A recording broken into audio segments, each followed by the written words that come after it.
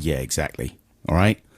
So I hope that's taught you a lesson. Sorry. Joe, about picking the teddies. I won't do it again, I promise. Teddy picker. Sorry. Did we pick that song to begin the show because of the... No, shush. Teddy. Shush. The dirty Teddy. The bad Teddy. No. The evil Teddy. It's just a zeitgeisty coincidence. Good morning, this is Adam and Joe. Welcome to Saturday morning.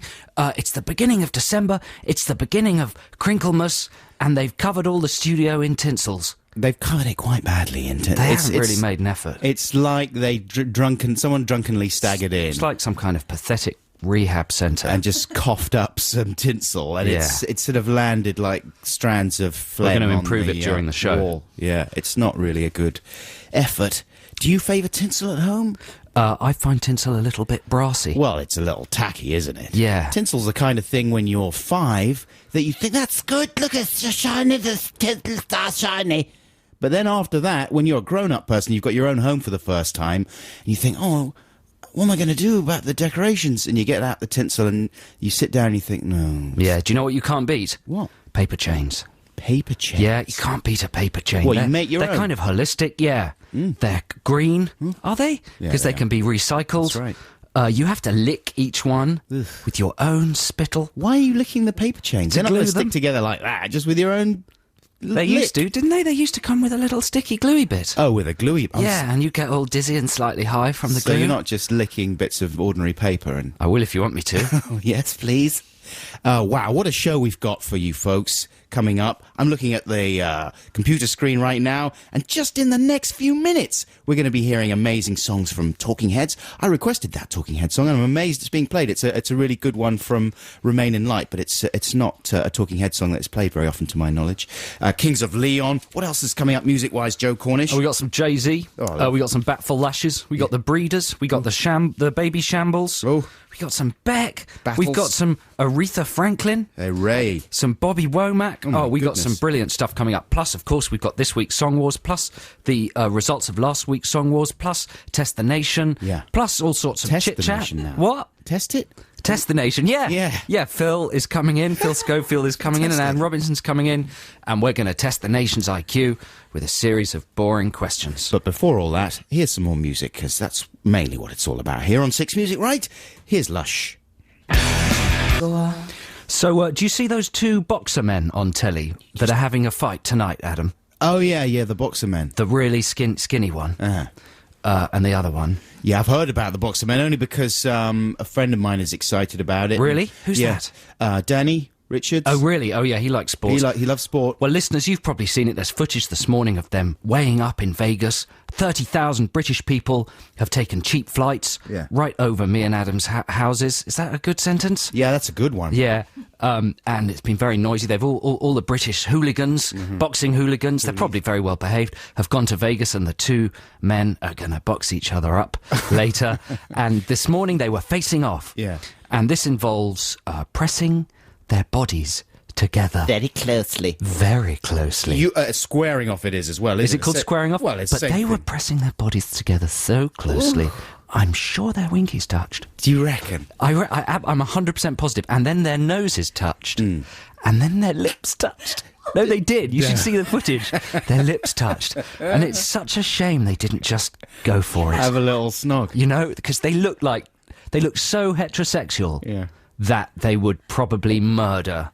You know, I can't complete that sentence, but you know what I mean? Yeah. They would probably kick a television in if Alan Carr came on. Oh, do you know what I mean? I'm know. guessing. Yeah. That's probably not true, but from their, from the image they project. Too much. I wish they'd just had a kiss. Yeah. A snog. Or one of them. Because it's interracial as well. It's a black man and a white man, which is lovely. Beautiful. But that would have brought, races together. Yeah. It just would have been brilliant. I thought you said racists together. No. That would have been That nice. would have been the opposite. Yeah. If it had brought all the racists together. And if one of the guys had just maybe reached round and cupped the other one. I must say, neither of them have got a lot in the buttock department. No, they wouldn't. They're very flat buttocks. They work it all off. But by the time a lot of people listen to this, people who listen on Listen Again, they'll know who's won the big fight. Who's your money on? Hatton, or what's the other one called? Ricky Hatton? Donkey. No, I think he's called Donald. Donald. Yeah, Almost, I'm I guessing. almost got it right. He's not called Donald. Danny had all the names of the guys. He was like, Mick the Hatton and Donny Donkey Face Donald. He's called Ricky Hatton, I think. Ricky Hatton. Yeah. Anyway, exciting stuff. Joe found all this out from Zoo magazine. I didn't. I was watching the telly. But it's exciting stuff for boxing fans and also... man fans. For man fans. Yeah. Fans of men standing really close together. Now, here's a track. I teased this earlier on in the show about 5 minutes ago. Do you remember in the good old days? This is a Talking Heads track from, I think, what everyone agrees is their sort of high point, which was the album Remain in Light, an album, of course, which influenced Radiohead a great deal. We heard Paranoid Android at the beginning of the show there. And this is a slightly indulgently long track. It's not as long as your leg. I know, but I'm just putting it in context. People love a bit of context. You're right, you're absolutely right, sorry. This is an indulgently long track to play for a free play, but I think it's worth it, it's a smash. The Great Curve by Talking Heads. This is, it's good. Talking Heads with The Great Curve. If you haven't got that album, Remain in Light, then you should go and get it, because it's good. It's really good. This is Adam and Joe here on Song... I was going to say Song Wars. We're on Six Music. This is Song Wars. It's time for Song Wars, the war of the songs. A couple of tunes by a couple of prongs. Which will you vote for? Which one is the best? We're putting our songs to the listener test, so check it out. Here's an email that's come in from Daniel Pate, or Daniel Pate. I'm not entirely sure. It says, Adam and Joe, I'd like to vote for Adam's track, mainly because of the Girls with Big Knockers, stroke ex-glam rockers line. Excellent stuff. Also, you should stop being quite so gentlemanly about the whole affair. All of this, quotes, oh, you should have won, man. Mine was bad. No, mine was bad. You deserved it stuff. It's all well and good, but we want to hear some genuine competitive tension and anger between you guys. It would add drama and excitement to the show, and also, if the arguments got bad enough, could leave listeners speculating whether you will still be working together the next week and keep them tuning into the show. Listen, who was that? Daniel Pate? Dan Pate. Dan Pate. Listen, Dan, I don't know if you used to listen to our old XFM show, but there used to be a certain amount of tension when we started there, and there is occasionally tension between us, which spills over into the programme, but we're trying to keep it at bay. And Song Wars is fraught enough with competitive stress as it is, so we are really struggling to be gentlemanly about it, because you can tell that underneath that false bonhomie there's a simmering, bubbling cauldron of We spend a ludicrous amount of time working on these pathetic songs each week, so we do get genuinely annoyed about it. And I believe that Joe Cornish has unfairly won. How many have I won now? About 4. You've won 4. I've won 1. Is it 4-2? No, 1. I've won. It's 5-1. 5-1, is it? 5-1 to Cornish. Oh, for goodness sake! I mean, that genuinely, Dan, makes me furious and makes me think that you would think I would become arrogant, but isn't it incredible how humble I remain? Like I said the other day to Joe, something about, it doesn't matter. I mean, it's obviously very few people vote, and Joe said, that's just because you haven't won. And he really meant it. Okay, so there we go. Is that good enough for you, Daniel? Here's the results. So let's just remind people that last week we wrote songs about I'm a Celebrity, Get Me Out of Here. Joe's was from the point of view of someone who didn't watch. Mine was from the point of view of quite a big fan of the programme. Joe was less confident about his than I was, and he did quite a lot of explaining before he played his track, I seem to remember, which featured it needs contextualising. Yeah, which featured the chant. What was it? Yakamoo. I do not watch it. I got better things to do. Mine was a kind of Funboy 3 type song. Mine was from the point of view of a guy who was chucked out first. I was voted out first. Do you remember? It was fun. Who can forget? But we can't play you clips because only the winner gets played. Only the winner gets played. So let's hear. And here is the winner. If Joe wins this week, it's a disgrace. I've won. Oh my goodness! By 74%. For 74%. 74 to 26. Now you see, that just suggests to me that it's not about the music at all. It's just a sort of personality vote. And I don't know, they're voting for the tall one. It's all, let's vote for the tall one. So this is tricky for you, isn't it? Is that 6-1? So you now have to win six in a row. Well, no, because... No, you have to win the next 5. I'll tell you what's happening now. It's exactly like I'm a Celebrity, Get Me Out of Here. People fixate on voting for just one person, you know, like this time it was Janice did all the trials, and now they're just thinking, oh, it's funny that Adam always loses, let's vote for Joe again. That's what they're thinking, because it's not about the music, because frankly, my song was a little bit better than yours last week. Do you think? A little bit. Some people agreed. There were some emails that agreed, but there were far more that disagreed. Listen, let's have some real music to clear the air. What are we going to do? Well, we're going to play the winning song. That's what I meant by real music. Let's have some real music to clear the air. This is my song about I'm a Celebrity, Get Me Out of Here. As Adam says, I've got to contextualise it because it's actually incomprehensible. Oh, no, I just did, didn't I? Yes. You know the chorus. Here it is.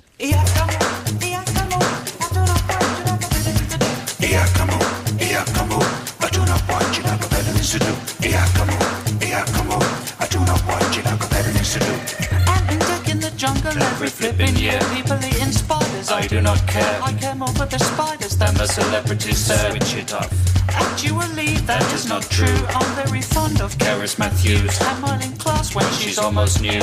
Very nice. Come on, I do not want you like a better things to do. Come on, I do not want you like a better things to do. I would not mind being buried with rats, cause you will find they get treated by vets. There's no disease no celebrity gets Seriously ill. How many times do I have to see celebrities eating testes? Try something new, please, ITV. Thanks a lot. Come on, I do not want you like a better things to do. Come on, I do not want you like a better things to do. I'm not putting my hand in that hole. It's full of bugs and things. I'm not going to do it. Oh, all right then. It's disgusting. Every now and then there is a good bit, and I cannot help but sit and watch it. But afterwards I feel like Rubbish. the camera crew are always there. There's a 6-star hotel just up the stair. They get 25 grand just to appear. Allegedly. Come on, I do not want you like a better things to do. Come on, at least I'll watch it a lot less than you. This will cheer you up, Adam. This is from Tom Doggart. It's an email. Dear Adam and Joe, my vote for Song Wars this week goes to Adam, simply for the verse of lyrical brilliance that is... Excuse me, small belch. It ended too fast the first time round. Now I want another nibble on the cherry. And when people see the real me, they're going to like me very. You're reading it as if it's not brilliant. He says, I wouldn't be surprised if there's an Ivor Novello in the post for you. Thank you. Well, I deserve one. Honestly, it's not that yours was bad or anything. It's just that I think people are going for the cheap laughs in some of your material and overlooking the more lyrical and emotional aspects of my work. It's like that thing, you know that magic trick that Darren Brown does where you hold a coin in one Yeah. fist? Yes. And you can guess, if you guess the first one, Yeah. people usually follow a pattern Right. of which one they'll then guess. Yeah. And Darren does it brilliantly. He can do it like for 10 or 11 or Yes. probably a million different guesses. It's a bit like that, isn't it? A little bit. Can you predict kind of where the... Although that implies that there's nothing in it.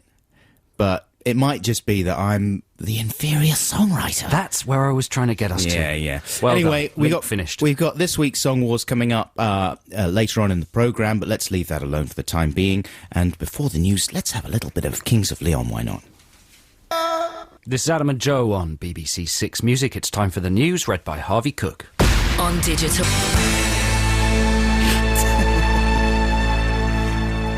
Sorry, I was just amusing myself there. Why? With Doing a what? filthy thought.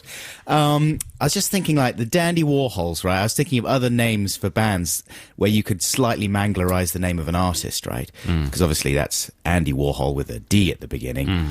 So I was thinking of I'll say this very quickly and then we'll move on, the Vincent Van Cox.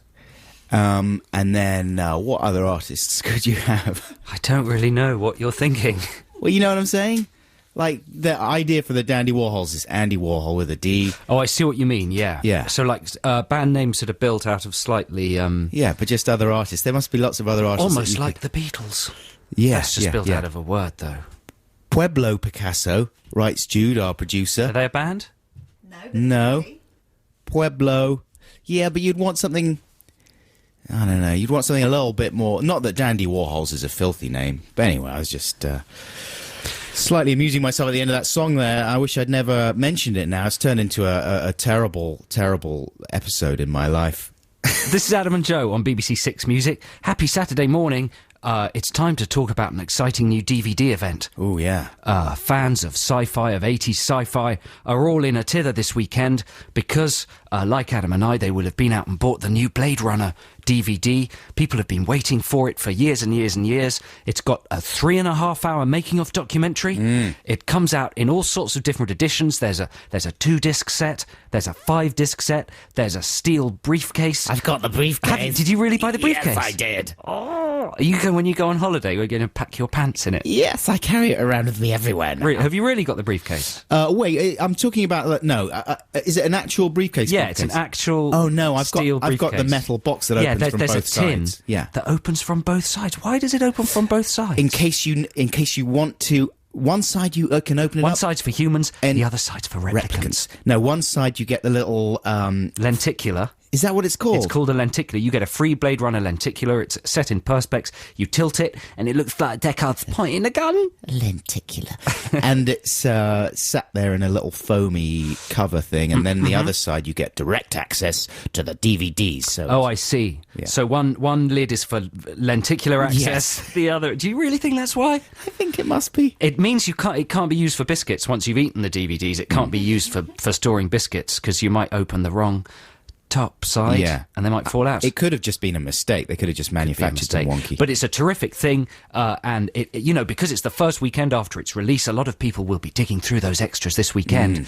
And if you haven't bought it and you're a fan of films, then what are you thinking? What are you thinking? You've got to buy it. If you're a fan of extras, oh my lord! But I tell you what, on those there's a lot of stuff coming out at the moment before Christmas that is extras packed. Well, this week is an exciting week, isn't it? All the video games and DVDs that they've been storing up finally come into the shops. Like Help, the Beatles film, Being re-released. Re-released with lots of extras, but the extras are getting the thumbs down on the internet. But can we for stick Help. to Blade Runner? Absolutely, yeah. But I was going to say the extras on Blade Runner are top notch so far. Can I tell you my highlights? Yeah, go because on. I've watched most of them, and I would recommend that you do buy that tin because it's got that amazing documentary, but it's also got a special thing you'll find tucked away on, I think, disc 4.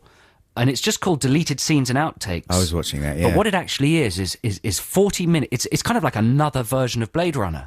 It's a whole narrative made out of dropped scenes. Right. And also made out of all the rejected voiceover that Harrison Ford did, because famously they tried to rescue the narrative by getting Harrison Ford to do lots of super on-the-nose, expositionary, internal monologue voiceover. Yeah? Does that make sense? Yeah, exactly. Just because they felt that it was too confusing, the whole thing, and he just needed to really baldly say. So he was contractually obliged to do this. They stuck him in a voiceover booth, and he had to say stuff like, I wasn't sure whether she was a replicant or a human.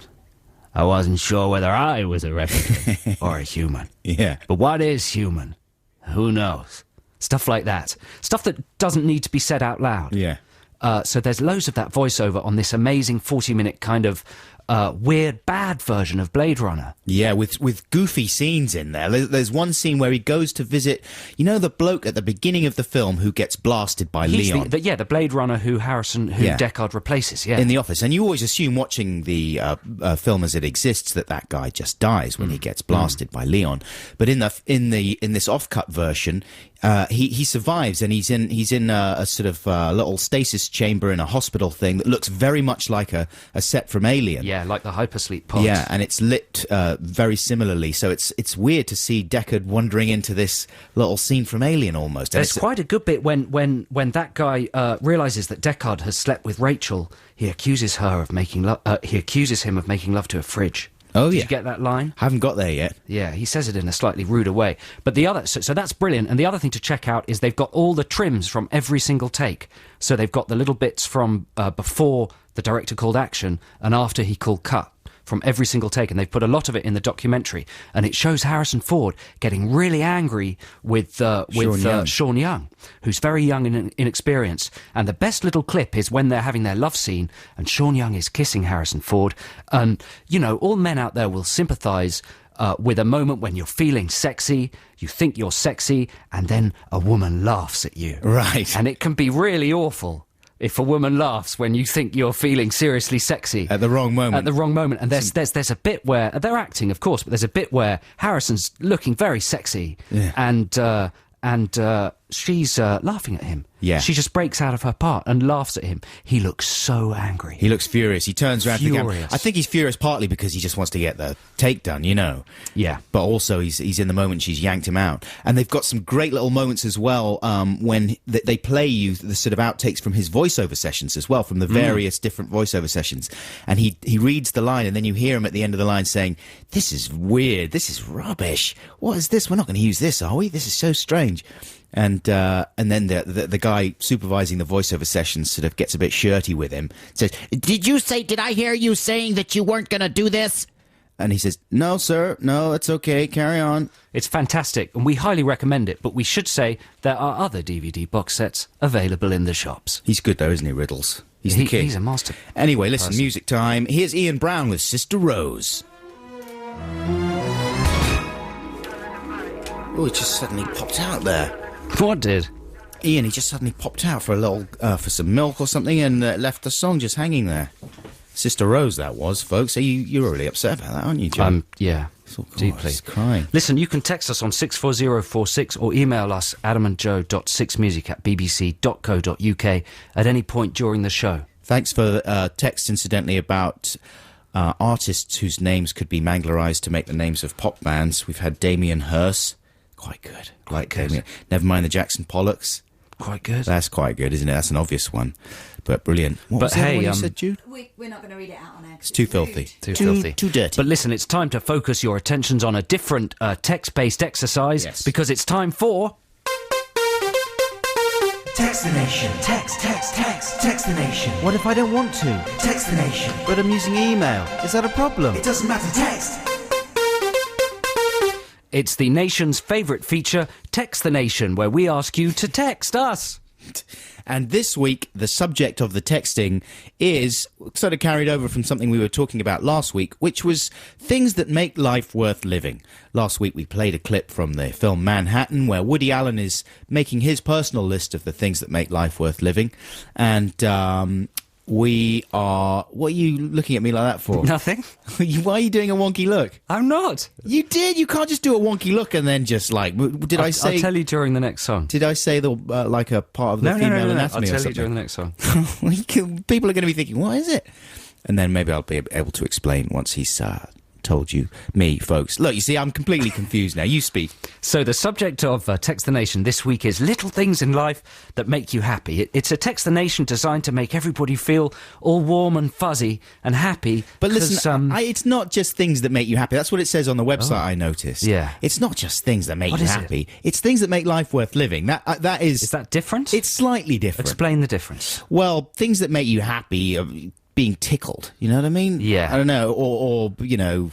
It's slightly... It feels okay, like... they need to be satisfying, not just... They don't just cheer you up, but they're kind of weirdly satisfying in a kind of cosmic way, you mean? Yeah. They kind of scratch a weird metaphysical itch that other things don't. There's something of the They existential make you happy about to be them. alive. Exactly. Glad to be alive. Okay, fair enough. Yeah. Yeah. Cheapers. Okay, here we go. With some that have come in during the week. Yeah, go on then. Okay, this is from Peter Green. He says, little things in life that make me happy. He's got it wrong. Number one, going to the cinema to watch a film and finding you have the cinema all to yourself. That's a perfect one. That's a very good one. You can stretch your legs out over the seat in front. You can eat smelly food Also feel a bit sad about the demise of without fear of cinema going. reprisals. Number two, the feeling of putting your clothes on after you've been swimming. That's a brilliant one. Getting dressed again, you have a weird sort of raw feeling on your body, and I don't know like if I agree with that one. I agree with that one. I remember it from childhood, going swimming at school, and how wonderful it would be to leave the pool again. Smelling of Chlorine. Chlorine. No, you've got a shower. You have a shower. Even if you shower, though, the chlorine's industrial strength usually. I and like it. you It's smell like of getting chlorine wrapped the up rest in of a the kind day. of duvet. Number three, letting out a huge burp after suffering from an extended period of car, motion, or alcohol-induced sickness. That's true. That's a good one. Nice bit of relief. So just the release of internal wind Everyone likes that. from the mouth area. Nobody likes it from the bottom area. It's nice if you're on your own, though. Going for a wee and not... Oh, no, I can't read that one. 5, knowing that Michael Winner likes to eat his pudding before he has his main course. Is that true? I don't think we agree with that one. That's just ludicrous. I'll tell you one that I thought of was, Clean Sheets. That's an obvious one, isn't it? Yeah, that was on my list. Right. Freshly changed. Freshly changed sheets. Yeah, that's a smash. And planes landing, when your plane lands, that's a good feeling, isn't it? Everyone's happy then. Yeah. To the extent that some people start clapping, which is unnecessary. But Hey, Peter Green's fact number 10 is remembering the look on the guys' faces when I told them I was leaving Fleetwood Mac. I think that's because I mentioned the fact that maybe he was from Fleetwood Mac last week. Because he's a regular texter, Peter. But listen, if you've got lists of those little metaphysical things, those cosmic itches that certain things in life scratch, then email us at adamandjoe.sixmusic@bbc.co.uk or text on 64046. They needn't be lists. They can just be one-off thoughts kind of thing. Now, I'm going to find out what the whole funny look was about. And while I do that, this is one of your tracks, Joe. Yes, it is. This is another tribute to Riddles, Sir Ridley Scott. He's got a film in the cinemas. I haven't seen it yet, but my dad saw it and said he loved it. My dad loved it. American Gangster. Right. My dad thought it was brilliant. He thought it was much better than The Departed. I didn't really like The Departed. 2 thumbs up from Mr. Cornish. Yeah, so I'm excited now about going to see American Gangster, and this is from that, but it's an old one. This is Bobby Womack with Across 110th Street.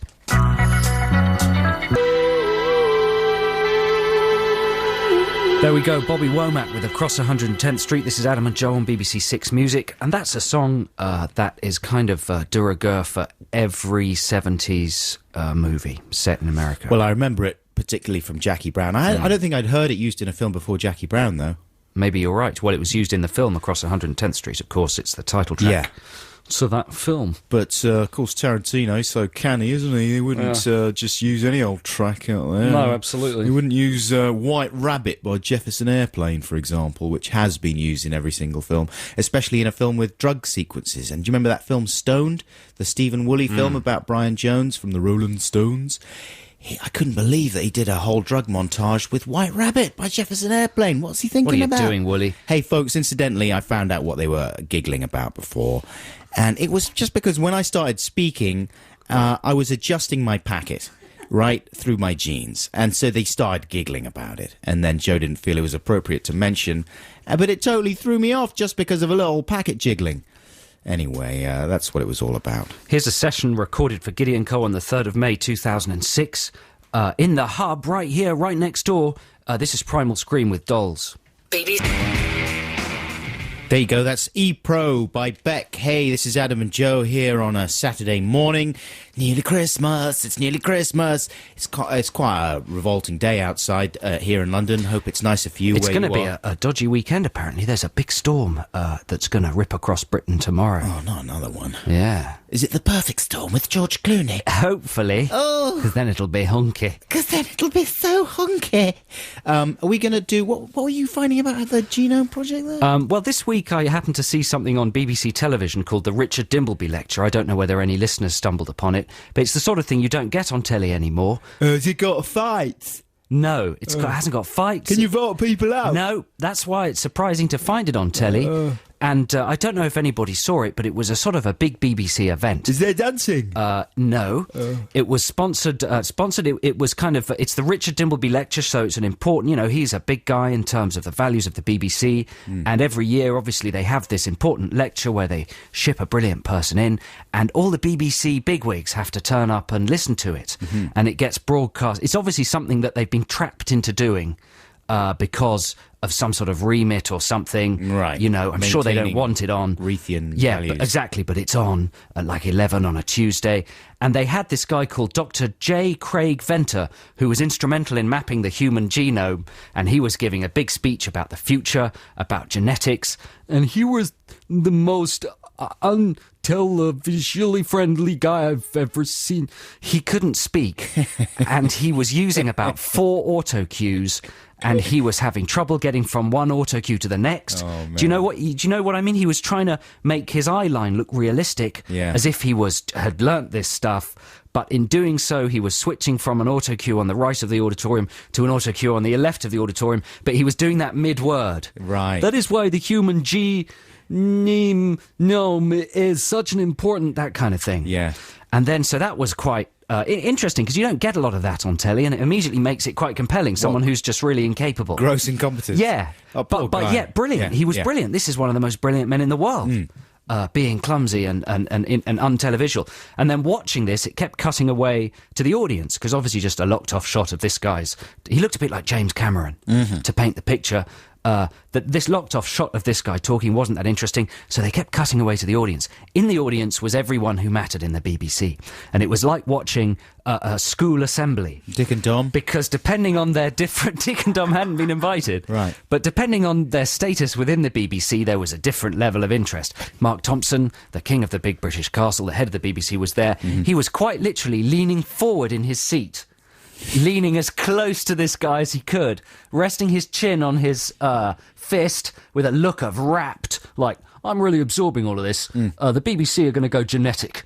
We're somehow going to put the BBC into people's genomes. G-Zone. Yeah, G-Zone, the BBC G. It's a new genetic channel where we'll actually clone listeners. And then I think That's a good idea. I think David Bellamy was there looking. It's a bit like the Hello woman who reviews the films by leaning forward or back in her seat. Yeah. There were a couple of BBC staffers who appeared to be asleep on each other's shoulders. Was Graham Norton there? Norton wasn't there. I don't know why he wasn't there. But and then Tony Robinson was there doing his best. Time Team, Blackadder. Yes. He was doing his best to look interested, but seemed to be sort of nodding off. And then there were one or two people who were looking bored, but when the camera came onto them and they were aware that the camera was onto them... They started taking notes. Yeah. They suddenly started to look quite interested. All that said and done, though, what this guy was saying was quite optimistic for the future of the world. Oh, that's good. Do you want me to go into it? I like a little bit. Can you give me a tiny slice of easily digestible optimism? Disruptive technology. If we're cynical that politicians aren't going to save the world from global warming and stuff, he's saying that someone will invent something that will just change the world. Well, this is what we And that's the idea of disruptive technology. Exactly, because if human beings are good for anything, they're good at adapting, right? Yeah, so someone will invent a new type of fuel that will be so powerful that people will just have to use it. You crazy fuel! Yeah. Okay, now, folks, after this track, we are going to launch Song Wars for this week. Wow, we've got some amazing stuff to play you. But first, here are the Baby Shambles. Kate Moss there with You Talk. That was Baby Shambles. I'm joking, but Kate Moss helped write it, apparently, we're told. Hey, this is Adam and Joe here on BBC Six Music, and it's time to launch this week's... Oh, you see, I mean, I built them right up there. Because it's not... Now it's time. It's time for Song Wars, the war of the songs. A couple of tunes by a couple of prongs. Which will you vote for? Which one is the best? We're putting our songs to the listener test, so check it out. It started out as a bit of light-hearted fun, and after 6 weeks, it's turned into something horrible. Is that what somebody Bitterness, texted in? resentment, Yeah. a simmering, bubbling cauldron. No, it's good, of man. hate. This is our fortune we're making here, right? We're going to, folks, we've composed an original song every week for the last 6 weeks, and one day we're going to release all these, and we're going to make £5. We got to join PRS. We're in PRS. Are we? Don't you Are get we? checks? Yeah, I get checks for 15p from our football song every year. God, Yeah. you're getting all the money. You've got to split it. I want my 6.5p. Right. So listen, the theme of this week's Song Wars was suggested by Nathan in South London. And he sent this email on the 26th of November, 2007, Good old at days. 2 minutes past 4 in the afternoon. Oh, love that. For this week's theme, what do you say to a film soundtrack? I was thinking specifically fictional sequels, but admittedly that's mainly because I'd like to hear your take on Teen Wolf 3. But anything along that line, franchises that wouldn't really stand up to being resurrected, we haven't really done what he suggested. No, we've gone basically for exit music for a film, like a closing film theme that never was, you know what I mean, for films. The classic example being Men in Black, of course. Here come the Men in Black. Yeah. Will Smith is the king of The the classic exit music. example, what was the first song written specifically for the closing credits of a film that then became a hit? There's a question for listeners. I feel as if it was Back to the Future or something like that, you know? Was Ghostbusters pre Back to the Future?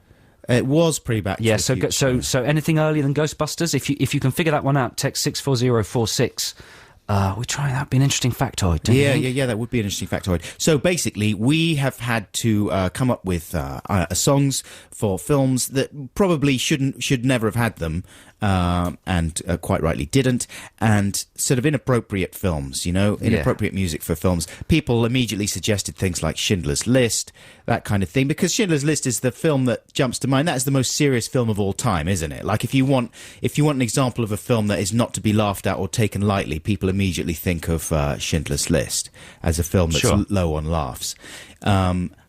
Another good example would be, what was the one with Jodie Foster, the horrific rape one? The Accused. The Accused. Yeah. So we got all these kind of suggestions through, but we haven't gone quite. The Accused is a good example of a tricky clue to give someone this Christmas over a game of charades.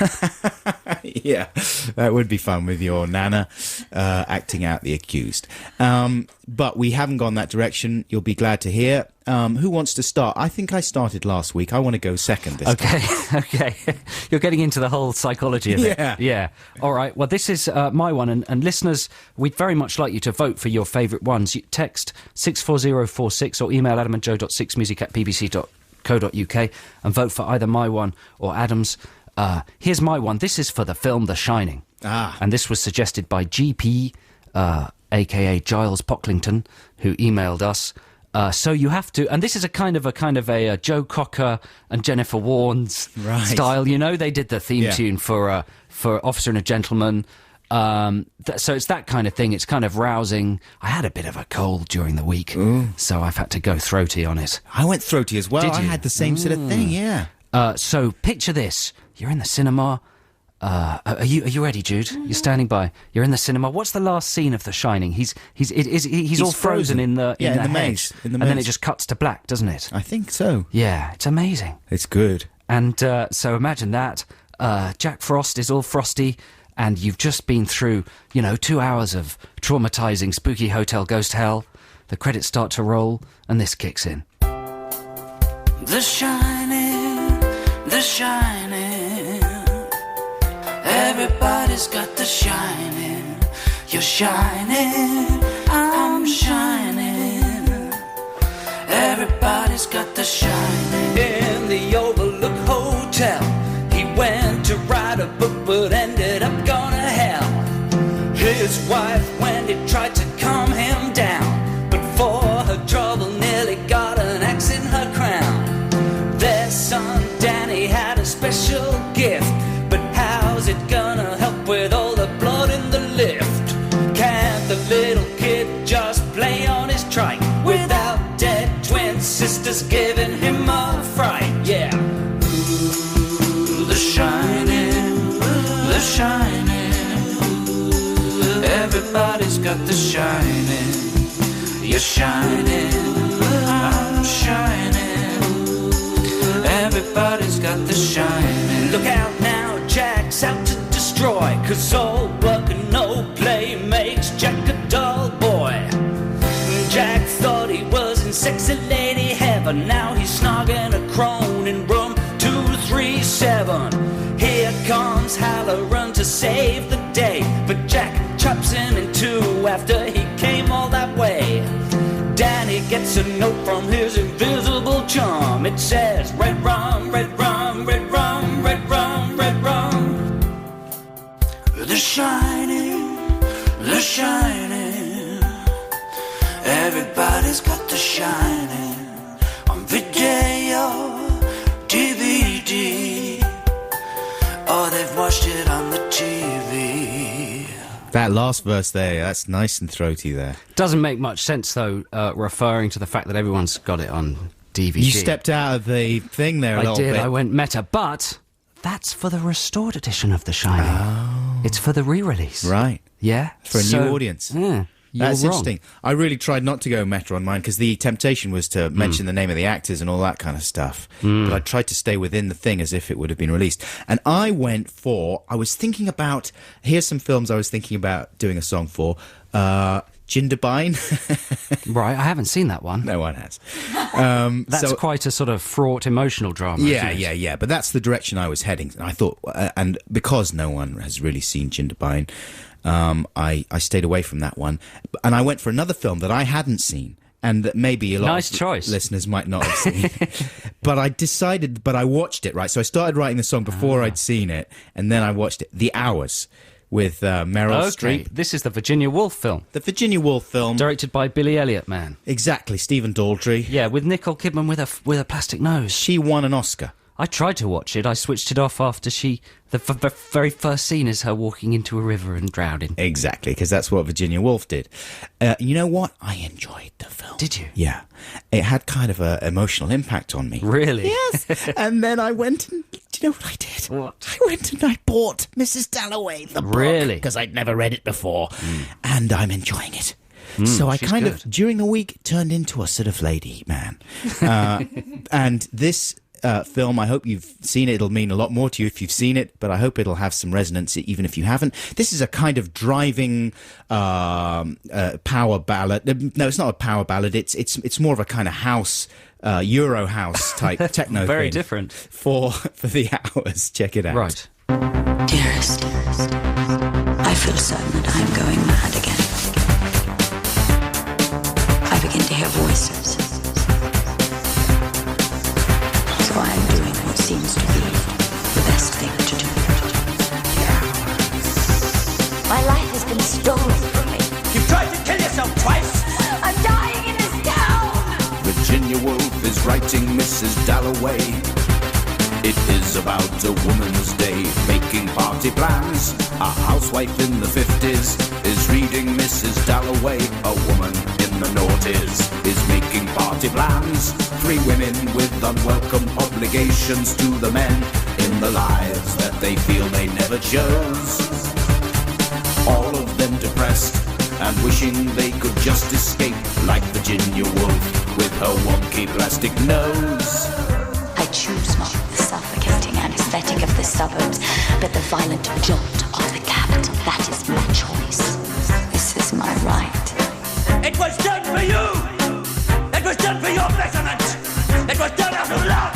It was a tragedy that Virginia Woolf felt she had to drown herself just because she was depressed and she was bisexual. In those days, both those subjects were not well understood. Nowadays, there's lithium and lots of bendy friends. Yes! How will you fill up the hours of your lady life? Will you serve pathetic men? Will you be a wife? I choose life. Will you just read Grazia and bake your stupid cakes? Does that really make you happy? I think you deserve a lovely party.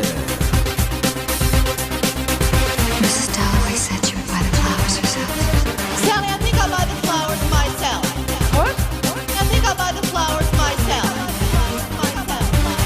I'm dying in this town.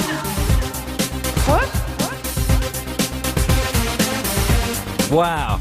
Yeah. That's got so many things. It's samples, I know, I went with samples. harmonies, nice harmonies going on there. Thanks a lot. A German rap is always good for a house tune to have a serious Who Germanic was the German rap? It was it Snap who had the German rapper? Yes, I'm serious as cancer. That's that one. right. Yeah, because rhythm is a dancer. Yeah. That one. It was reminded me of that. That was extraordinary. I've never seen The Hours, but I've read quite a bit of Virginia Woolf, and that made me reconsider a lot of things. Yeah, good, I'm glad. It's worth Wow. seeing The Hours, you know? I was really dreading it. But I don't need to see it now that I've heard that song. So please, listeners, vote 64046, Adam or Joe.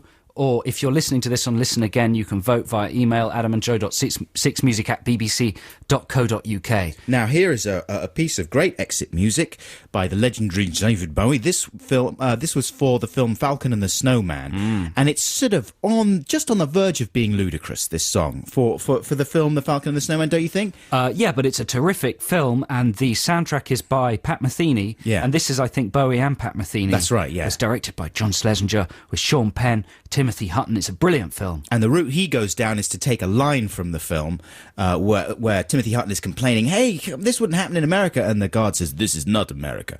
And Bowie takes that line. This is brilliant, though. This is like Bowie at his kind of pompous best. Yeah. Yeah. Check it out. It's good stuff, man. Almost as good as the music that Bowie did for Labyrinth. Got to get me out of here. I love Underground. That's a smash, that one. Dance, baby, dance. Turn, That's baby. when he's juggling the babies. This is Adam and Joe on BBC Six Music. We're coming up to midway through our exciting Saturday morning show. We're here with you till noon. All sorts of stuff going on. We're asking you to vote for Song Wars. We're asking you to send us your lists of things that make life worth living. What else are we asking them to do? Well, later on, we're going to ask them to start sending in stuff to help us do our Christmas pre-records. But we'll tell you about that a bit later. You know, just to facilitate a little holiday time for myself, Joe, and our respective families and loved ones, we're going to pre-record a couple of the shows that we're doing around Christmas time. We want to be transparent about that. We wouldn't like to lie to you. There's serious penalties for lying here at the Big British Castle, immediate electrocution of all bodily parts, that kind of thing. So, you know, full transparency is what we're advocating. I'm just rambling. Did you notice that? That's good. I like it. Now, here's a track that we were going to play last week. I selected for you, and the computer sort of did a giant poo on the track and refused to play it. So I hope that's not going to happen this week. It's a lovely song from the Atlantic Vaults. Is it from the Atlantic? Yes, it is. Yes, it's Laverne Baker with Saved. There you go, that's Laverne Baker with a little ironical, semi-religious fun about forswearing vices. Good for the time of year, of course. But now it's time for the news, read by Harvey Cook with music news from Ellie Davis. On digital radio.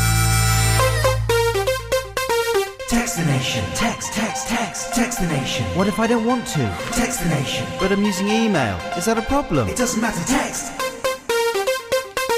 This is Adam and Joe on BBC Six Music. It's time for Text the Nation, the nation's favourite feature. This is where the government provide us with a kind of a survey question that they need answered because it's there's some new policy hinged around it. And we ask you and you tell us, then we deliver the results to Gordon Brown. Puts them in the bin and ignores them. Yeah, right, Yeah. Gordon Thanks Brown. a lot, government. Yeah. Represent the people. I don't think so. Democracy, what happened to that? Right. Fortress Britain. What? I don't know. Those aren't anyone's opinions, really. Here's a good one. We got to kind of whittle this down because the subject it's not just things that make you happy in a kind of loose and broad way. It's kind of things that are weirdly satisfying but, you know, cost nothing and just sort of happen suddenly. Is that right? You know, sort of... It's hard to pin down. It is hard to But pin here's down. one that illustrates it brilliantly. This has come in from... Hey, guess who it's coming from? Gordon Brown. Daniel Pate. Daniel Pate. Dan Pate again. Sorry, making that awful joke about your name, Daniel, over and over again. He says, "Hi, Adam and Joe. It makes me happy when the Windows startup chime happens to be in the same key as the song I'm listening to." Yeah, that is nice. Now, that opens a whole can of lovely worms about just serendipitous musical or rhythmical things. Like, I love it when I'm in the car and listening to music and the tick of the indicator fits with the rhythm of the record. It can also happen with the windscreen wipers. They often sort of fall in and out of rhythm. That's right. But for those several bars where they're in perfect synchronicity with the music, that's exactly what we're talking about. It's good, and sometimes when you're listening to a track on your headphones, you're outside, and sirens or something will they're in invade, tune. and they're in tune, or they sound like a good sample. Do you Yeah. know what I mean? Like, that's a good siren. Good siren. Here's one from Dave Clough. He says, he's written a whole list, but the one that stands out for me here is the last 5 minutes of work before a long holiday. Even when you were at school and it was sort of 5 minutes before the end of a lesson. Yeah. Before bell. There'd be a sort of unspoken atmosphere, a kind of mutual consciousness that didn't really matter this 5 minutes. And it's even Why possible bother? to do quite good work in that time as well. Do you know what I mean? Because you're sort of liberated from any feeling of kind of obligation. Yeah, because there's very much light near the end of the tunnel. But yeah, you're right. If it's sort of 10 minutes, if you've got to, get to a particular time, a set time on a clock when you'll suddenly be freed from work or school or something, it can be, the minutes leading up to that can be really nice. Yeah. Extra nice. Yeah. Yeah. Yeah? Say yeah more. Yeah. Here's another good one from Andrew Cox. He says, finding clothes in your wardrobe that you really like, but you'd forgotten existed. Yeah, that's a good one. I'll tell you, the other version of that is if you're living with someone, sometimes your partner just nicks your clothes, and they sort of secrete them in their cupboard, and they forget that they were there. So it's like an extra level of lost clothosity. And sometimes, for whatever reason, you find them and you think, oh man, I thought they were way gone. And then, yeah, you find that your girlfriend's been using your favourite baggy T-shirt for the last 15 years or whatever for going to the gym. I don't know what. That's good. That was a very kind of everyman situation. My Thanks girlfriend's very much. using my baggy T-shirt and going to the gym. Something out of a deodorant I advert. was trying to make myself look heterosexual. Well done. Olivia Chan says she sends us a list as well, and one of her good ones is getting the hang of a foreign transport system and almost feeling like a local. Mm-hmm.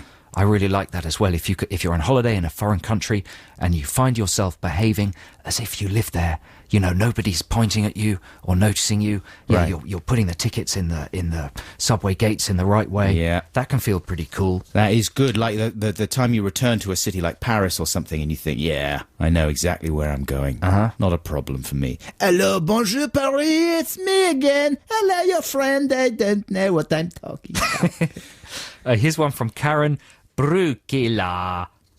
Yeah? Do you reckon the translation is on that? Brekelar. Karen, that's how you pronounce it. Brekelar. She says one of the things that makes her feel very satisfied is her cat snoring. Brackets, it's more of a sort of a squeak. Now, my cat does that as well. Yeah. And it's very moving. It's sort of...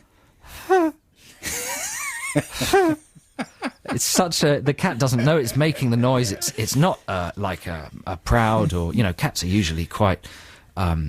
mannered and you know, considered about everything they do. Yeah. Not when they snore. It's a stupid noise. It makes the cat sound like some sort of squeaky toy from Hamleys, which is exactly what you want from a hoity-toity cat. Quite right. Oh, that's nice. Let's have some more of these in a second. But first, here is we didn't choose this, did we? This is just I'm not like dissing the track. It's the wonderful Jay-Z with Rock Boys brackets, and the winner is. There we go, Jay-Z with Rock Poison. The winner is... That's also from the film American Gangster. Is it? Yeah, we're kind of overloaded on American Gangster stuff.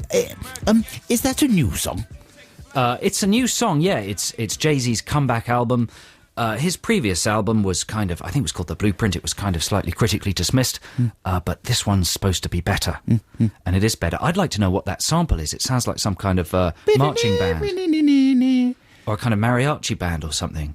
Is it a sample, I wonder? I do not know. It does sound too good to be invented by Jay-Z. By Jay-Z, who is a very talented man. Of course he is. He's one of the richest men in the world, isn't he? Is that true? Yeah. He is What's wrong with coining that? it. Nothing, I'm just saying. It's a little fact. Yeah. I mean, he's lucky. He's lucky. Well done. He's lucky. Well done, Jay-Z. Do you sometimes really, like, when do you most wish you just had a lot of money? You know, like every now and again you sort of think, it suddenly hits you like, oh man, I wish I had like £1 million. You don't have to answer that. Well, yeah, I kind of live near to the flight path. Right. I'd like to move away from all the planes. Yeah. But you know, like sometimes when they tell you what the rollover is on the lottery, and you say, and usually you don't really focus on it, but every now and again you actually entertain the idea of winning that amount of money and just how. I mean, this is a very banal sentiment, but how much your life would change and everything. You know what I mean? Now I'm going to stop talking. Do we have any more texts there for Text the Nation about things that make life worth living? We do, yes. We've got lots of brilliant ones. One thing I was thinking was, and this is another slightly banal one, but a glass of water. Sometimes a cold glass of water, when you really need it, is the best drink you could possibly have ever. Do you know what I mean? And similarly, and I was very pleased to read an article about this the other day, cold beer after a bit of physical exertion hits the spot. And scientifically, there's a reason for it, because something about beer rehydrates you in a way that no other drink does. Obviously, if you drink too much beer, then the alcohol dehydrates you. It's a diuretic. But a lovely cold beer after a long bit of jogging or cycling, particularly, you know, is great. Hits the absolute spot. That's why that scene in Ice Cold in Alice is so good, you know. And they used it for Heineken ad, didn't they, for a long time? Here's a good one from Ellie that's come in via text. She says, brushing your teeth when you're at a festival. Oh, that's a good one. Brushing your teeth generally is a much underrated pick-me-up. Don't just do it in the morning or the evening. Do it in the middle of the day. Do you brush your tongue? Sometimes. Yeah, I've stopped doing that now that I use an electric. I've noticed. Yeah. Is my tongue very furry? I'm going to rectify that during the week with some scraping. Yeah. Let's have a bit more music. This is Adam and Joe on BBC Six Music. What is it now? Oh, it's time for the Blue Tones. Yeah, this is called Thank You, Not Today. Back for Lashes with Priscilla. Have you seen the video for that? Yeah, it's great. It's good, isn't it? Dougal Wilson. He did a bit of work on my BBC pilot, Dougal Wilson. Nice. And he won an MTV award for that, I think. Best video. Yeah, it's a great video. Worth checking out on YouTube. Well worth checking out. Also, she's attractive. She's got it all locked down there. She's got new sounds as well. She's got all the new sounds. She's made something that sounds a bit new. She's and like different. Alexa Chung with music skills, Really? in my mind. You know what I mean? Yeah, Alexa Chung's attractive. She's attractive, but she hasn't got the music skills. She hasn't. Who's she going out with? I don't know. I thought she was going out with the guy from the Arctic Monkeys. I thought that was just a rumour and a lie. I want her to go out with me. Man. And because she doesn't, I don't like her. Right. And I find her presenting style on that programme annoying. She's a good presenter. If she went out with me, I'd like it. Anyway. Well, all respect to Alex Turner, though. He's a lucky man. But he's got the chops. You see, he can write a tune. You say I can't write a tune? Well, I don't know if Alexa Chung listens to Song Wars, but I'm pretty sure she wouldn't be impressed by either of them. I think we should get her in here and I'm going to play it really loudly so it vibrates her bits. Now, I was watching TV. What's the matter with that? There's nothing rude about that. It's a little Meant bit. her ears. It's nice, though. Carry on talking. Nice image. I was watching TV earlier this week. Don't know if you've ever seen TV, Joe. It's like a magic box in Don't the know what you're corner talking of a room. It's you can use it as a light. What? But as well as providing illumination, it also has what they call pogroms on pogroms on it. And one of the pogroms that I watched this week in the afternoon was called Food Poker. Now, this is a real show. It's not like an invented show. It's real. And many of our listeners might be familiar with it, especially if they're unemployed or in prison. But Food Poker is a BBC show. Here's a little synopsis for you. It's a BBC tea time television programme, I'm reading from Wikipedia here, which fuses traditional culinary skills with poker.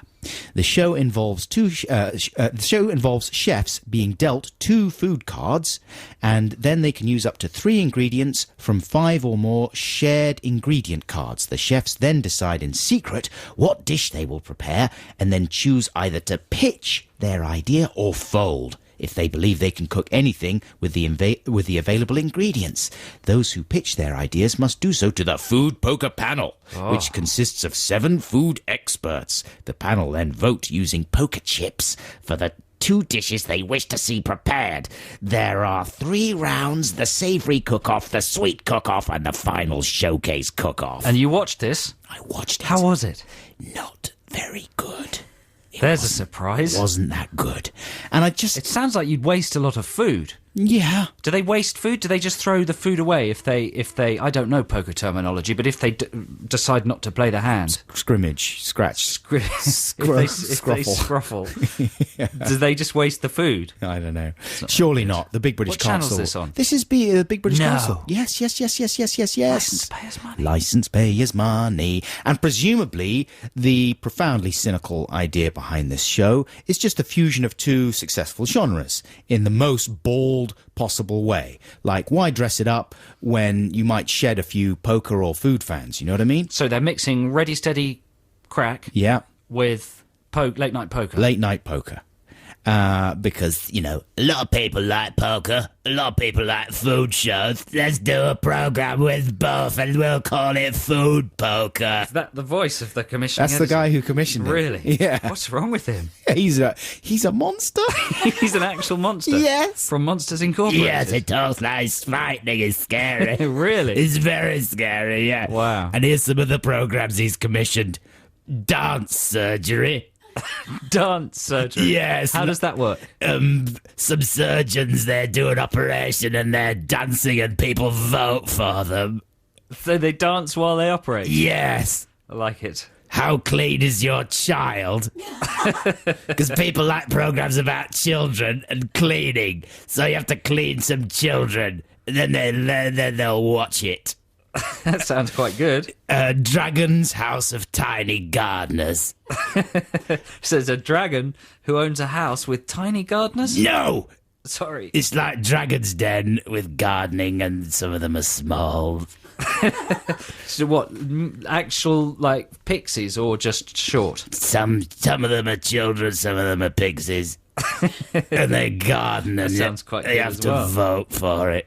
You should write the next Shrek film. I've voice it. I've finished it. It's coming out next How week. long did it take you? 10 minutes. It's the best one yet. It's going out next week. Here's some music. It's the future.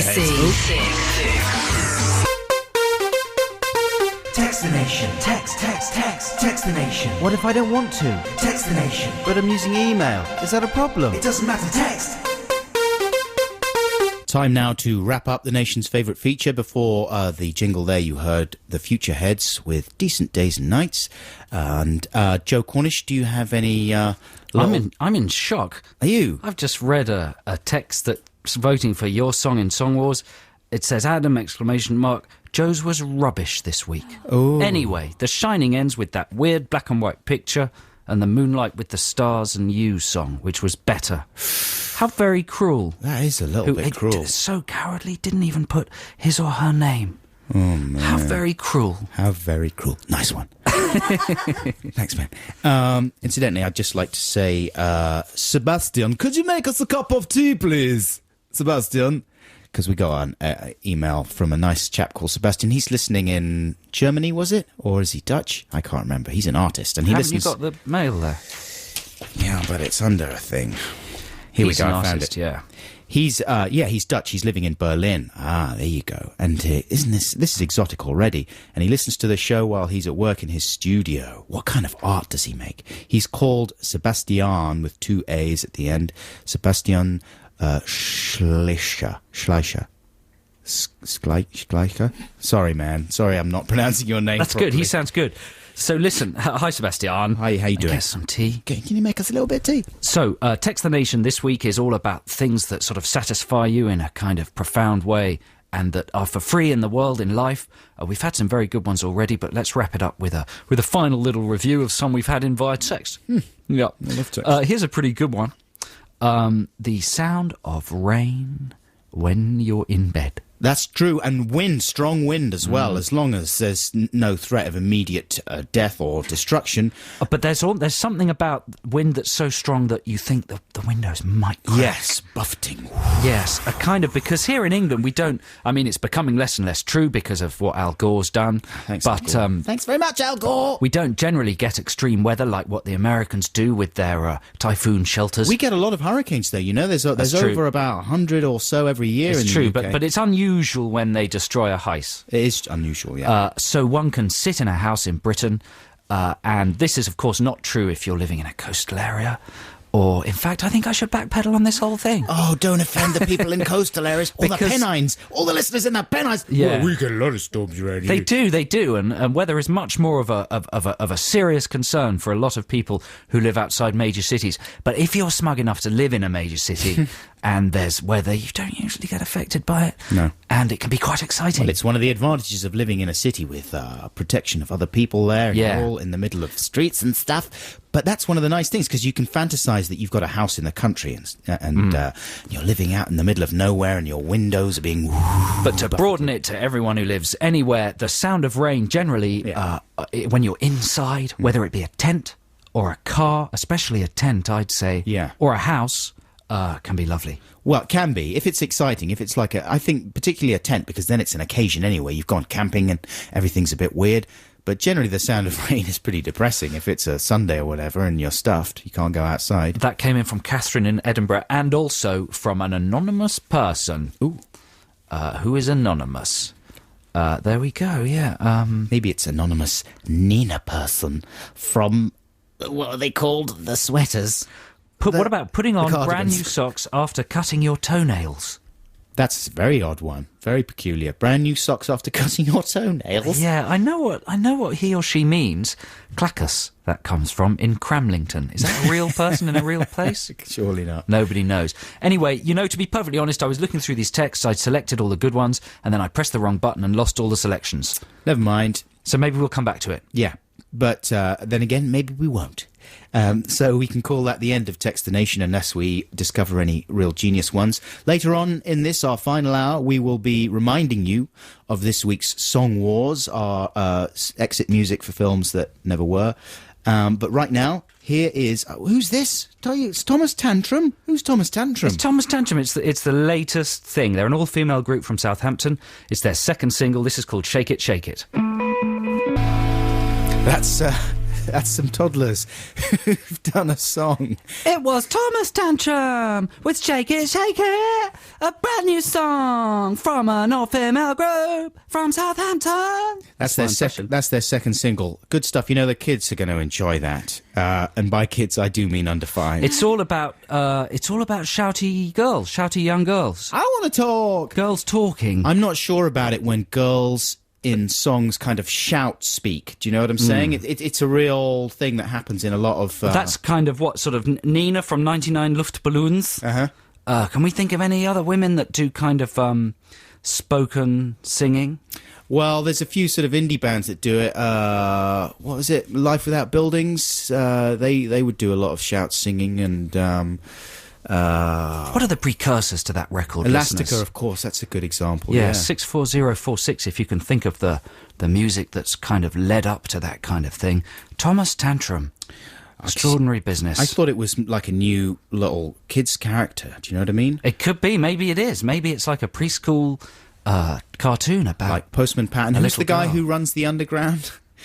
Do you know what I'm talking about? Oh, this will mean nothing to anyone who's not a parent, maybe. But there's a character and he works in the underground. It's pretty desperate stuff. And he's a train driver, but on an underground train, which is the least glamorous train driving job you could ever hope for, presumably.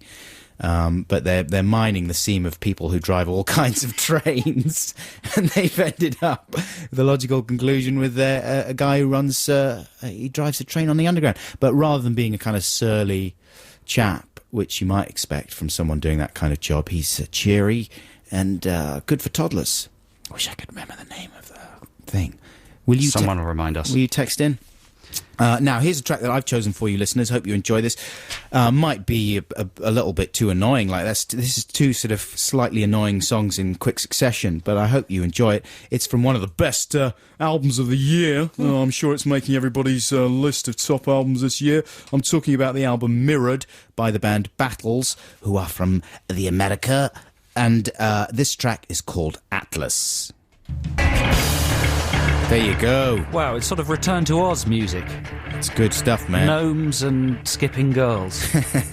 That's Battles with Atlas. This is Adam and Joe here on Six Music. We've got a couple of factual inaccuracies that we stumbled into that we'd like to clear up right now. Have we? Oh, yeah. We were saying there that Thomas Tantrum, the band before that Battles track, were an all-female group from Southampton.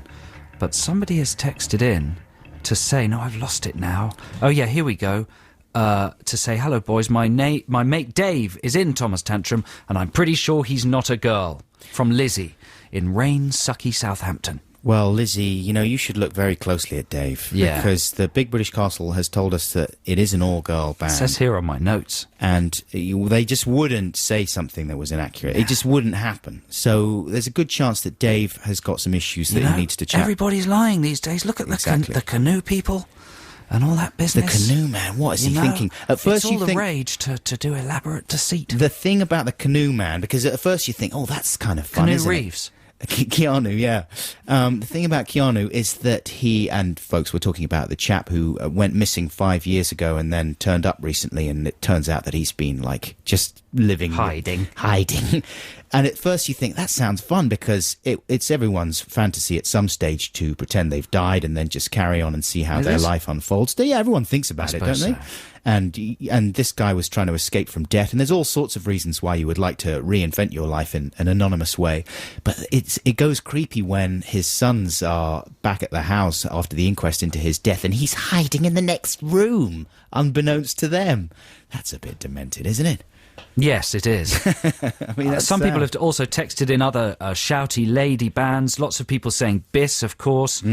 Claire in Kingston saying that Lily Allen's responsible for all the terrible shouty girl talk songs. She's got a nice singing voice. She doesn't do too much shouting. She does. Nico being mentioned as well by Robin Brighton.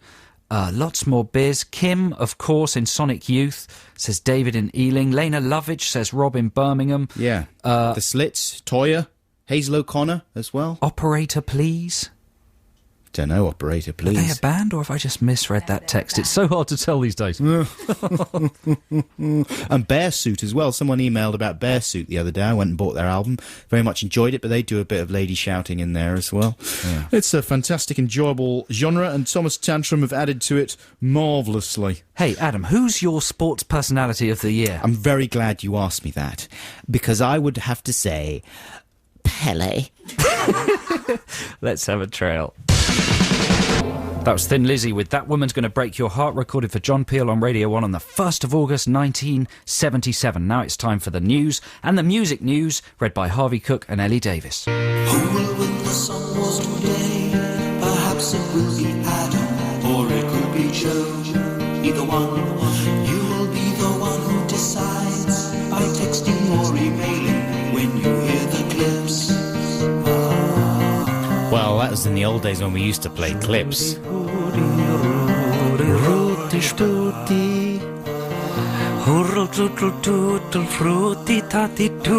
That's Swedish. Is it? Before that, you heard The Breeders with Divine Hammer. It's time for our second visit to Song Wars. This is for people that didn't have the misfortune to hear these songs in the first hour of the show. They're probably out Christmas shopping. Or maybe... early morning Christmas shopping. Exactly, or maybe the other way around. Now people who were listening have gone Christmas Yeah. shopping. Some people have come back.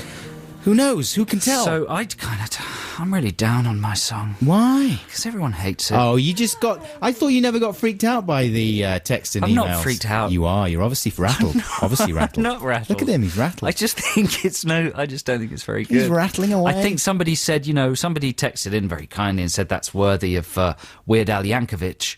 And to me, that was an insult. He's a genius. Well, he is, Weird but Al. at the same time, he goes for very obvious tropes. Can I say tropes? But that's your genius too, Joe, to take the obvious... That's everyday the genius. very, very obvious... I don't want everyday... And turn it into something slightly chucklesome. I want... What's more than genius? Super genius. Super genius. Okay, mega genius. Here's my one then. The song was this week is exit songs for films that didn't have them. The song that you hear over the closing credits of a movie. Here's my one. It's for the film The Shining. A few people have quite rightly pointed out that the final shot of The Shining is that track into the photo of all the old staff, and Jack Nicholson's amongst them. So imagine if you were looking at that, the film's ending, the closing credit starts, and you hear this. The Shining, The Shining. Everybody's got the shining. You're shining, I'm shining. Everybody's got the shining. In the Overlook Hotel, he went to write a book but ended up going to hell. His wife Wendy tried to calm him down, but for her trouble nearly got an axe in her crown. Their son Danny had a special gift, but how's it gonna help with all the blood in the lift? Can't the little kid just play on his trike without dead twin sisters giving him a fright? Yeah. The Shining, The Shining. Everybody's got the shining. You're shining, I'm shining. Everybody's got the shining. Look out now, Jack's out to destroy, 'cause all work and no play makes Jack a dull boy. Jack thought he was in sexy lady heaven. Now he's snogging a crone in room 237. Here comes Halloran to save the day, but Jack chops him in two after he came all that way. Danny gets a note from his invisible charm. It says, red rum, red rum, red rum, red rum, red rum. The Shining, The Shining. Everybody's got the shining on video, DVD, or they've watched it on the TV. He's rattled. He's rattled. I am rattled. I just think, man, I know when All it took I've was been one email. defeated. Rattled. I hate you! There you go. And my song this week is based around the film The Hours. Oh, Joe just threw a biro at me. It's based around the film The Hours. Come on, man. I really like your shiny I've got an one. umbrella that's like a gun. Oh, no. And I'm going to hold it bad right luck next to Adam's open face. An umbrella in the indoor land. So anyway, here's my song about The Hours. Dearest, I feel certain that I'm going mad again. I begin to hear voices. So I am doing what seems to be the best thing to do. My life has been stolen from me. You tried to kill yourself twice. I'm dying in this town. Virginia Woolf is writing Mrs. Dalloway. It is about a woman's day, making party plans. A housewife in the 50s is reading Mrs. Dalloway. A woman in the noughties is making party plans. 3 women with unwelcome obligations to the men in the lives that they feel they never chose. All of them depressed and wishing they could just escape, like Virginia Woolf with her wonky plastic nose. I choose not the suffocating anesthetic of the suburbs, but the violent jolt of the capital. That is my choice. This is my right. It was done for you! It was done for your betterment! It was done out of love! It was a tragedy that Virginia Woolf felt she had to drown herself just because she was depressed and she was bisexual. In those days, both those subjects were not well understood. Nowadays, there's lithium and lots of bendy friends. Yes! How will you fill up the hours of your lady life? Will you serve pathetic men? Will you be a wife? I choose life. Will you just read Grazia and bake your stupid cakes? Does that really make you happy? I think you deserve a lovely party. Mrs. Dalloway said you would buy the flowers herself. Sally, I think I'll buy the flowers myself. What? I think I'll buy the flowers myself. I'm dying in this town. What? Wow, that's got so many things I like about, songs, tie-in songs. I like the repeated sample with different effects on it. Yeah. I like the mention of Grazia magazine. Thanks a lot. The stupidest magazine in the world. It is. That's my opinion, not the BBC's. I tend to agree. I like the pronunciation of the word stupid as stupid. Stupid. That's That what- would be a good text the nation thing. Words whose pronunciation you can mangle to make them more satisfying to say. It's what parents sometimes say. Don't be so stupid. Don't be so stupid.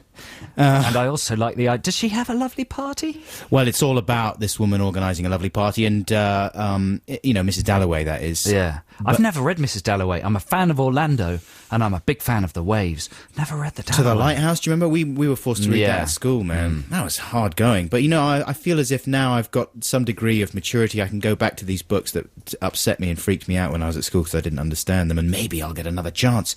But in case you're wondering, I'm not down on people making cakes. There's a little motif in the film The Hours about how pathetic it is for Julianne Moore's character to be a kind of domestic slave, making a cake for her husband because it's his birthday. Ugh, what a pathetic thing for a woman to do, make a cake for a man.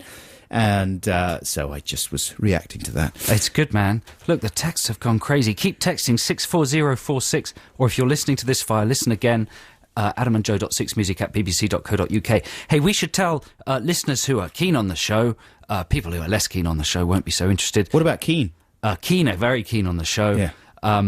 That we will be doing a podcast of it that hopefully will start early in the new year, but it'll be a kind of one of those cookie cutter ones that the BBC do very, very well, where they just lift the music out of the show and put the talky bits together. They have them up there on iTunes for Russell Brand and Jonathan Ross and stuff. We'll be starting one of those early in the new year. And we'll also, though, to make matters more complicated and exciting, be adding to the whole thing with a show, a kind of podcast that we put together, which will be a digest of some of the best bits, but it'll be less frequent. It'll be like once every 2 weeks or Yeah, monthly that's a or- longer term project. Yeah, but it will happen at the beginning of next year, and it'll have new bits and stuff and things that were too rude for broadcast. So all sorts of podcast activities in the new year. There's something to look forward to. that is something to look forward to. Now, did you choose this one, Joe? This Did I? track? What is it? Bit of Kid Creole? Oh, yes. This is fantastic. This is a new band called Kid Creole and the Coconuts, and this is the latest thing that the kids are listening to. This is called Stool Pigeon. There we go, Kid Creole and the Coconuts, a funk band from America. You'll be hearing a lot about them in the past. August Darnell is the name of Kid Creole, isn't it? I ran across him once in the foyer of what was then the Warner West End in London's Leicester Square. It's now called the View. There. The View. Well. And I went up to him and shook his hand and said, thank you for the music. Yeah, good one. Did you actually say those words? He said, get off me. "Get off me! Stop!" I did touching say me. those words, yeah. Yeah. Thank you for the music. Yeah, he the seemed to like it. songs. Well, of course he liked it. So this is the last 7 minutes of this week's Adam and Joe radio show thing here on BBC Six Music. Just a bit of caretaking, some stuff we'd like you to help us with for next week's show. Next week's Song Wars, we're going to do Christmas songs. Yeah. We'd love you to suggest particular angles on Christmas or a particular aspect of Christmas that you feel isn't covered by the standard Christmas song. And we'll be recording them sometime after Wednesday this week. So if you're listening again or listening now, text in those suggestions. In fact, email them, adamandjoe.6music@bbc.co.uk in the next couple of days, and we'll endeavour to make your ideas come into tragic musical death. Also this week, we're going to be pre-recording a couple of shows that will be played out over the Christmas period. So we'd like your help for one of those shows for a subject for Text the Nation. And we've thought of a stupidest lie that I ever told, or stupid lies that you've told in general. Yeah, a lie you've told to get yourself out of a situation, or maybe to make yourself look good, or to attract someone, or something that has kind of backfired enormously on you. These are usually lies you would have told when you were little, or littler than what you are now. Yeah, it would be great if the lie you told had catastrophic consequences that we can No, check well, for. not depressing ones. No. Here's one I told in order to endear myself to the sister of one of my friends when I was about 14. I was on holiday with them. I told her that I had a heart problem. Oh, what? Because I told her that I only had a few years to live because I had a slightly weak heart. I thought that would make her more likely to get off with me. Slightly weak mind, more like. It worked. Did it? Yeah, No! I did get off with her. And had you revealed to her by that point that it was not actually true that you had a heart No, I condition? don't think she actually cared. That was the terrible thing. I don't think it had that much impact. That's such a weird It's a lie terrible to tell. lie to tell It because is. it's kind of, like tempting fate a bit. Yeah, that but can I get feel you- I was 14, so that's all right, isn't All it? kinds of trouble. You fantasize in that morbid way when you're that age, don't you? Wouldn't it be glamorous if I was fatally ill? You don't really have any conception of your own mortality at that It's age. true. Anyway, a lie that I told that springs to mind, similar things. It's often about your physical makeup, isn't it? I told a lot of people that I was bionic. How old were you then? I was young, I was 10, 9 maybe, very young. And being bionic was the thing at that age. Maybe it still is, I don't know. That chick from EastEnders is the bionic woman. Yeah. Right? Yeah. That's coming to bore people very soon. But yeah, I told people that my left arm was bionic. It was very specific. I said that I'd been in a car accident and only parts What did you do of to my- prove it? Well, that was the thing. It came down to a sort of bionic off with another guy who said that he had bionic Julies, and we went off to the labs to demonstrate to each other how our bionics worked, and at that point the whole thing unraveled. Sounds very homoerotic. It was a little bit. Bionic arm plus bionic Julies equals a bionic good time. I really thought he had bionic Julies as well. I was Why dead would you have disappointed. bionic Julies? Well, I don't know. He made it sound plausible. He said they were removable. I thought Wow. that would be wicked. Well, send your peculiar lies that you've told to us, adamandjoe.6music@bbc.co.uk. And One more thing about Thomas Tantrum. Didn't we discover some new fact about them? Now, we're given a list of the songs we're playing every week here at the Big British Castle, and it's, done by medieval scribes. It's all in gold pen and all that business. But it was wrong this week. It told us that Thomas Tantrum was an all-girl band. They're not. There's apparently a lady singer, and the rest of them are blokes. And they're not from Southampton at all, are they? We don't know about that bit. No one's contested that bit. But somebody, one of the scribes in the castle, will be put in the, what are they called, stocks? In the Stockhausen. Hey, God bless thanks to him. everybody who's texted and emailed this week. We really couldn't do the show without you. Yeah, we appreciate Even it. though we will be in a couple of weeks. No, we still need their help for that. True, don't we? true. Liz Kershaw is coming up. Enjoy your week. We'll see you next week. Love you. Bye. Bye.